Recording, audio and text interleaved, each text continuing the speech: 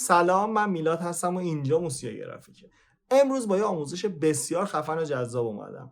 اونم این که چه شکلی بک‌گراند عکسامون رو بلری یا محو کنیم. خیلی از گوشی ها و لنز های دوربین ها این کار رو با خودشون انجام میدن. یعنی کافیه که شما بزنید روی بک‌گراند یا بزنید روی سوژه، بگید فوکوس رو اینجا قرار بده و بک‌گراند رو محو کن یا بلری کن به اصطلاح خود فتوشاپ و این کار رو براتون انجام میده. اما خیلی از دوربینای گوشی‌ها مخصوصا گوشی‌های میان رده و پایین‌تر این کار رو انجام نمیدن. با اینکه عکسای با کیفیت میگیرن ولی این کار رو برای شما انجام نمیدن. راه حلش چیه؟ راه حلش اینه که شما سرچ میکنید توی اینترنت چه شکلی عکسم رو تبدیل به یه عکس حرفه‌ای کنم و میای تو پیج موسیا گرافیک و میبینی که آموزشش اینجا هست.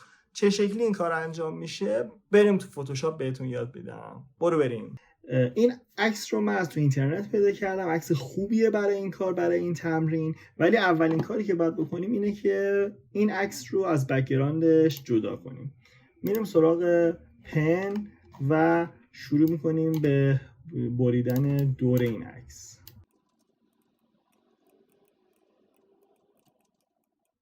خب من بریدن عکس رو میزنم جلو که ویدیو طولانی نشه تا حوصله شما هم سر نره. خب همونطور که میبینین من زدم ویدیو رو جلو و دور سوژه‌مون رو با پن سلکت کردم. حالا که سلکت کردم باید این سوژه رو از عکس جدا کنم. من نمیخوام سوژه از بین بره، بخاطر همین با ماسک جداش میکنم. میام روی این لایه ماسک رو میزنم و میبینیم که سوژه جدا شد. از لایه‌مون با زدن کنترل جی کپی میگیریم و ماسک لایه پایینی رو پاک میکنیم. این کاری که میگم انجام بدید شما در واقع این دوتا لایه رو جدا از هم دارید. ولی من میخوام تو عکس زیری اون آقاها از بین بره. چیکار میکنیم؟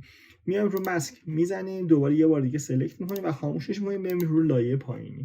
یه مقدار از اینجایی که هست ما میخوایم سلکشنمون رو تغییر بدیم، یعنی بالاتر. میایم چیکار میکنیم؟ تو سلکت مودیفای میریم و اکسپند یعنی بزرگ کردن. میایم میگیم آقا 5 پیکسل اطراف سلکشنمون رو برو بالا، ببینیم چقدر خوبه. 5 پیکسل کمه، میریم بالاتر. یه 10 پیکسل دیگه بزن. نه بخشید مودیفای، نه اشتباه زدم، کانترکت رو زدم. کانترکت یا مثلا کانترکت یعنی جمع کردن. ما میخوایم اکسپند رو انجام بدیم، میزنیم میگیم 5 پیکسل دیگه. خب این مقدار خوبه. بعد از اینکه این کاری کردیم رو همین لایه که هستیم با زدن دکمه شیفت و F5 میزنیم. شاید خروجی خیلی با کیفیت نباشه ولی مهم نیست. ما فقط میخوایم که این سوژه در زیر نباشه که ما اگر بلر کردیم از بغلای سوژه بزنه بیرون. همین کافیه مرمون. و لایه بالایی رو روشن میکنیم و میبینیم که در واقع ما سوژه رو از عکس جدا کردیم. حالا میایم سراغ لایه پایینی. میریم تو قسمت فیلتر، بلر گالری و قسمت تیلت شیفت. همونطور که میبینید ما اینجا میتونیم بلرمون رو کم و زیاد کنیم. من اینو میذارم بالا که متوجه تغییرات موقعی که من اینو تغییر میدم باشید.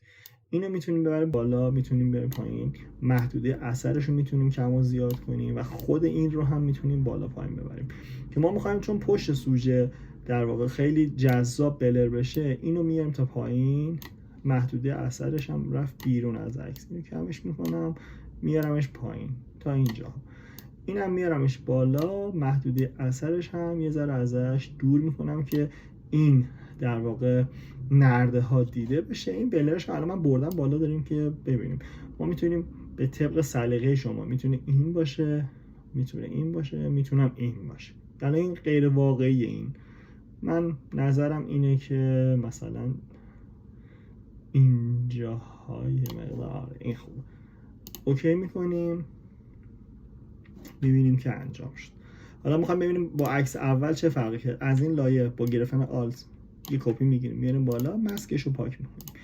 این عکس قبلیمون بود و اینم عکس جدیدمون. حالا شما بگید کدومش بهتر بود.